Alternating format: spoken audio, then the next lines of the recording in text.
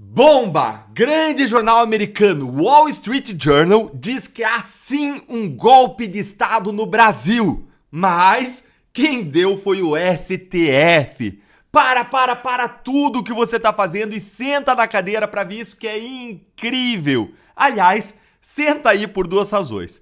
Primeiro, para me dar a sua opinião sobre o meu novo visual com esse novo óculos. O que vocês acharam, hein? Conta aí para mim. A minha esposa e a minha mãe amaram. Elas disseram que eu fico lindo e elas são tão imparciais e insuspeitas quanto o Alexandre de Moraes. Ou melhor, só o Moraes ganha delas porque ele é um poço de isenção, não é? Me conta aí nos comentários se vocês gostaram. E em segundo lugar, agora é sério, porque um dos maiores jornais do Brasil, um dos mais lidos e maior prestígio mundial, Wall Street Journal, publicou um artigo devastador para o Supremo Tribunal Federal e para a imagem do Brasil, ao dizer que quem deu um golpe de Estado por aqui não foi Bolsonaro, não foi a direita, mas foi o próprio STF. O artigo foi escrito pela Mary Anastasia O'Grady, que é uma articulista lá do Wall Street Journal. Ela é membro do conselho editorial do jornal e ela publica semanalmente a opinião dela sobre o que acontece nas Américas, fora dos Estados Unidos. E ela acompanha com lupa o que acontece no Brasil faz tempo e já tinha publicado colunas sobre as ações do STF. Pois bem, em setembro do ano passado, a Mary O'Grady ela já tinha dito que Moraes e o STF estão imersos na política até o pescoço e que a atuação era partidária do STF ao bloquear o X e ao reprimir críticas ao governo Lula. Ela entendeu que as medidas eram totalmente desproporcionais e intrusivas às mídias sociais. Aí, em fevereiro desse ano, a Mary disse que o Moraes tem reprimido a liberdade de expressão online contra manifestantes anti-governo e contra críticos do tribunal. Mas a maior porrada de todas, sem sombra de dúvida nenhuma, veio agora. E já começa no título. Vem comigo então ler alguns dos trechos mais importantes do artigo, que eu traduzi aqui para vocês para o português e vem analisar aqui com profundidade alguns pontos que eu destaquei. Olha aí. Um golpe de Estado da Suprema Corte no Brasil. Gente, olha o título. Golpe de Estado de quem? Da Suprema Corte no Brasil. Olha o que o jornal diz, porque isso aqui é porrada atrás de porrada. A liberdade nas Américas enfrenta um grau de perigo nunca visto desde a Guerra Fria. O maior risco não é, como aconteceu nas décadas de 70 e 80, a repentina tomada de poder pelos militares. Não.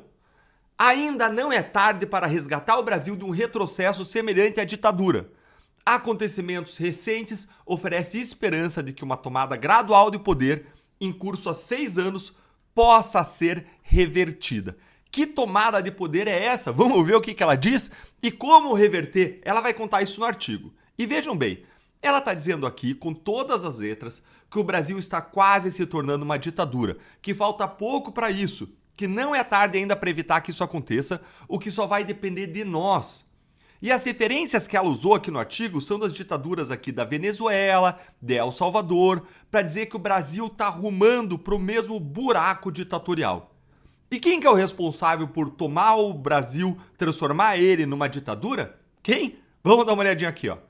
O problema em Brasília começou em 2019, quando o STF alegou ter sido vítima de calúnias e ameaças e invocou uma norma interna que lhe conferiu o poder de instaurar inquéritos secretos sobre supostos crimes contra os seus membros. Primeiro, instaurou o inquérito das fake news, assumindo-se como indiciador, investigador e juiz. Isso foi uma violação dos direitos constitucionais dos brasileiros, que têm o direito de ter os seus processos criminais julgados em tribunais locais e estaduais, com acusações apresentadas por promotores locais e estaduais. Gente, como que um jornal americano consegue colocar isso tão às claras assim e os nossos grandes jornais da grande imprensa aqui no Brasil não fazem isso, hein? Como que é possível que um jornal estrangeiro consiga fazer a denúncia que deveria ser feita aqui no Brasil? Algo que é óbvio, evidente, patente, ululante, mas que a nossa velha imprensa não só esconde, como ativamente passa pano e até apoia. É inacreditável. Por que a nossa grande imprensa não consegue ser tão clara, tão direta e tão incisiva assim? Eu vou te dizer, porque muitos deles não querem perder acesso às suas fontes supremas ou então a verbas milionárias de publicidades do governo federal. Sabem quem que não recebe nenhum centavo do governo e faz essa mesma crítica aqui do Wall Street Journal desde 2019? É a Gazeta do Povo. É por isso que a gente tem que apoiar jornais como a Gazeta, que compartilham dos mesmos valores que nós e nunca se esquivam de criticar os donos do poder. Eu vou deixar o link para você se tornar membro da Gazeta, se inscrever aqui embaixo na descrição. E vamos continuar. Olha aqui, ó. O ministro Alexandre de Moraes, conhecido por sua oposição ao então presidente Jair Bolsonaro, foi escolhido a dedo pelo então presidente do STF, Dias Toffoli, para conduzir o inquérito, embora a escolha dos ministros seja, ou devesse ser, aleatória. Os investigadores monitoraram as contas de pessoas politicamente incorretas nas redes sociais, criminalizaram suas opiniões e as prenderam preventivamente. Alguns juristas reclamaram que o tribunal estava violando a imparcialidade, a liberdade de expressão e o sistema de justiça adversarial. Mas o Senado se esquivou do seu dever de disciplinar o tribunal. De novo, gente, a jornalista aqui acertando, fazendo algo que aqui no Brasil só a Gazeta do Povo e outros poucos jornais e jornalistas fazem, mostrando que a culpa disso tudo continuar acontecendo é do Senado, que se esquiva de cumprir o seu dever constitucional de punir os abusos do Supremo com processo de impeachment constitucional. Segue aqui ela. Assim, em julho de 2021, eles iniciaram um inquérito da milícia digital visando empresas de tecnologia e suas plataformas. Isso os forçou a censurar conteúdo, desmonetizar brasileiros que tinham opiniões que o tribunal considerou inaceitáveis. Veja bem, o descumprimento significou que as empresas não podiam mais operar no Brasil. Preste atenção que a partir daqui a matéria já vai mostrando como o golpe de Estado Supremo foi se consolidando. O ministro Moraes também chefiou o TSE durante a campanha presidencial de 2022, que opôs Lula à presidência da República, ao presidente da República, senhor Bolsonaro. O ministro tornou o tribunal notavelmente mais político do que antes, monitorando ativamente o discurso de partidos, candidatos e cidadãos e censurando aqueles com quem se discordava. Quem lembra do missão dada é missão cumprida?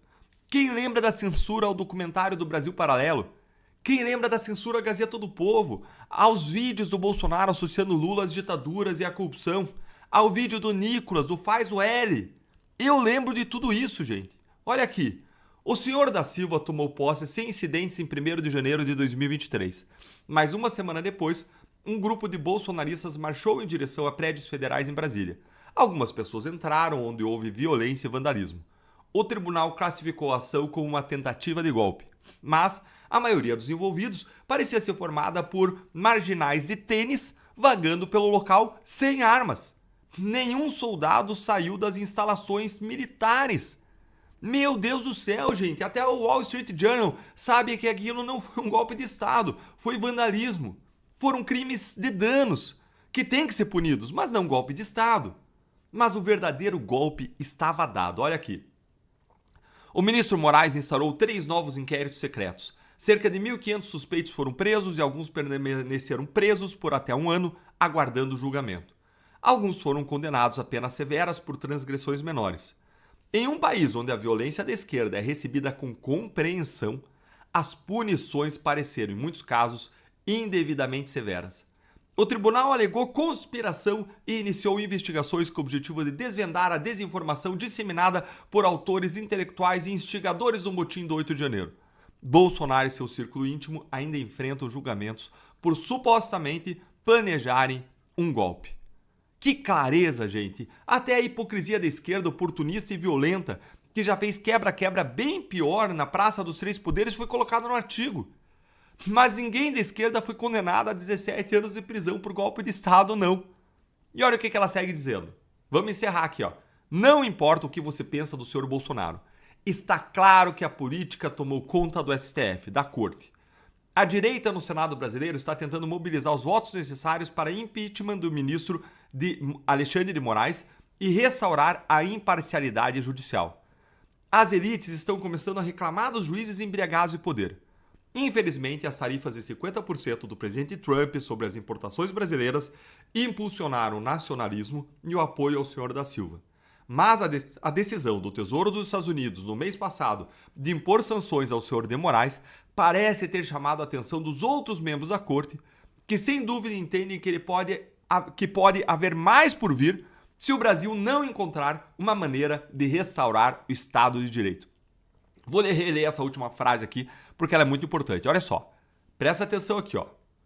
A última frase aqui importantíssima. Mas a decisão do Tesouro dos Estados Unidos no mês passado de impor sanções a Alexandre de Moraes parece ter chamado a atenção de outros membros da corte, de outros ministros, que sem dúvida entendem que pode haver mais por vir se o Brasil não encontrar uma maneira de restaurar o Estado de Direito. Ou seja, ela deu o problema e ela deu a solução, apontando inclusive quem é omisso, que é o Senado Federal.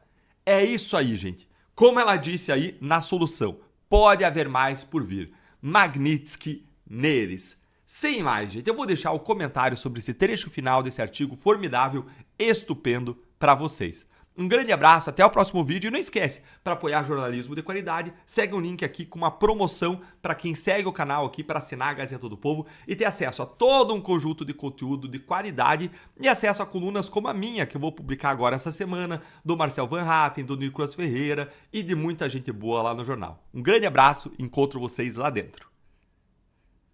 Terror total! Ministros do STF saem aterrorizados de reunião com banqueiros sobre a Lei Magnitsky. Bom dia, bom dia, bom dia, meu muito bom dia para você. Que a sua segunda-feira, a sua semana seja o Magnitskys, porque a minha já tá sendo com essa notícia incrível que eu vou mostrar agora para você. Fica aqui comigo que a cada linha dessa matéria o seu sorriso vai ficar ainda maior. E o melhor eu vou guardar para o final. Eu te prometo que você vai estar rindo à toa de felicidade. Primeiro, lê aqui comigo essa nota que saiu no Lauro Jardim, no jornal O Globo. Ministros do STF estão apavorados com Lei Magnitsky, diz político com acesso direto a eles. Um político influente com décadas de parlamento nas costas e acesso direto a vários ministros do Supremo relata que os magistrados estão apavorados com a possibilidade de serem atingidos pela Lei Magnitsky. Imagine só isso acontecer no estágio de vida deles. Ninguém quer uma coisa dessas. Puxa vida, que pena, hein? Eu fico triste com uma notícia dessas. Senta o dedo aí no like com força se você também fica triste, porque olha, realmente, imagina como deve ser ruim ter suas contas bancárias bloqueadas, a da sua família também, de forma injusta e ilegal, como Alexandre de Moraes fez dezenas, talvez centenas de vezes com centenas de famílias, não é verdade? Só que dessa vez não é nem injusto, nem ilegal. Mas calma, calma que melhora. Olha só isso aqui que saiu na coluna da Malu Gaspar no jornal o Globo. O que ministros do Supremo ouviram dos banqueiros em reunião tensa sobre a crise com Donald Trump? Bastante preocupados com as sanções impostas por Donald Trump, os ministros do STF, Alexandre de Moraes, Gilmar Mendes e Cristiano Zanin, tiveram uma reunião longa e tensa com um grupo de banqueiros sobre o alcance da Lei Magnitsky e as sanções impostas por Donald Trump ao Brasil. Segura aí essa informação, também confirmada agora pela Malu Gaspar, de que os ministros do STF estão extremamente preocupados com a Magnitsky e bora seguir aqui. Além de André Esteves, do BTG, estavam também os representantes do Itaú, José Vita, e do Santander, Alessandro Tomal, e ainda o presidente da Federação Brasileira dos Bancos, o ex-presidente da Câmara, Rodrigo Maia, que hoje dirige a Confederação Nacional das Instituições Financeiras. Jorge Messias, ministro-chefe da AGU, também foi. Moraes, Mendes e Zanin queriam entender não só como funcionam as sanções da Lei Magnitsky, mas também saber até onde os banqueiros achavam que o Trump poderia ir na sua escalada contra o Brasil. E quanto tempo essa ofensiva ainda iria durar. Gente, como deve ser bom ser ministro do Supremo, não é? Se você tem um problema aí com o seu banco, você precisa ir na agência, pegar a senha, esperar na fila, ser atendido por um gerente como qualquer outra pessoa, ou então ligar para aquelas centrais de atendimento horríveis e ficar esperando horas. Ah, mas não. Os ministros do Supremo, não. Eles não. Eles têm reuniões privadas com os presidentes, com os maiores representantes, CEOs dos maiores bancos do Brasil. Tudo para entender a Magnitsky, mas peraí. Ministro Gilmar, ministro Zanin, vocês ainda não entenderam? Depois de todos os recados que o Trump enviou por meio dos seus assessores mais próximos, que foram todos reproduzidos pela própria embaixada americana aqui no Brasil, Depois de todas as cartas e mensagens do Trump para o Bolsonaro, o que ainda está difícil? O que está faltando entender? O problema se chama, tem nome e sobrenome, o problema se chama Alexandre de Moraes e os seus abusos. Olha só o que os ministros ouviram aí dos banqueiros. Em uma atmosfera descrita por um dos participantes como cordial, mas lembre que era tensa a reunião, mas a atmosfera entre eles era cordial, mais tensa, dada a preocupação dos ministros, os banqueiros fizeram uma detalhada exposição sobre o impacto da Magnitsky e ficaram sabendo, por exemplo, que até para autorizar os PIX dos seus clientes, que os bancos que até para autorizar os PIX dos seus clientes, os bancos fazem uma varredura automática via sistemas para checar se o cliente é ou não alvo da lei. Até para PIX, gente. Isso significa que, mesmo que quisessem, os bancos não poderiam driblar os bloqueios. No momento, as sanções sobre Moraes não chegam a tal ponto, atingem transações com dólar, mas não impedem os seus alvos de usar o sistema financeiro e nem as instituições ligadas ao sistema SWIFT, que executa transferências internacionais. Gente, isso aqui vai dar um problemão para os bancos e eles sabem disso. Eles estão avisados, já saiu no próprio jornal o Globo, na coluna da Mela Megari, uma notícia de que o governo americano entende que a Magnitsky contra Moraes atinge sim todas as transações, não só com dólar. Os bancos brasileiros, se continuarem aí brincando desse jeito com fogo, vão tomar multas bilionárias do governo americano e sanções secundárias. E aí é que o bicho vai pegar de verdade. Isso tudo porque eles quiseram proteger Alexandre de Moraes. Tem vídeo aqui no canal explicando isso. Eu vou deixar o link para vocês na descrição e na tela no final para vocês assistirem depois. Mas chegamos aqui à melhor parte da matéria. Se prepare aí para abrir o seu sorriso e ficar muito contente. Toda essa movimentação mostra o quanto o Supremo está, sim, incomodado, preocupado com a ofensiva do Trump e seus efeitos no Brasil. Mesmo que em público façam ironias e procurem não passar recibo. Disfarçam, sorriem, mandam um aceno que nem a rainha da Inglaterra, mas estão se carcomendo de preocupação, de tensão. Ministros, olha só, não se preocupe não, viu? É só recorrer. Uma semana Magnitsky para todos vocês.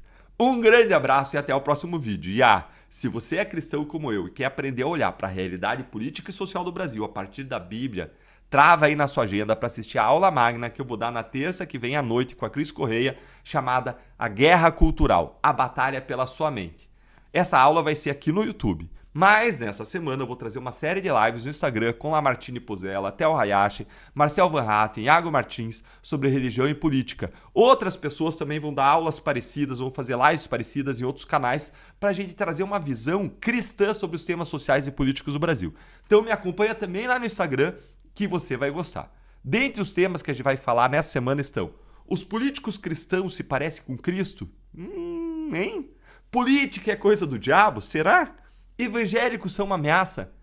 E uma geração cristã que entenda o seu papel na sociedade nós precisamos levantar. Bora lá, então fique atento que a qualquer momento eu vou trazer mais informações.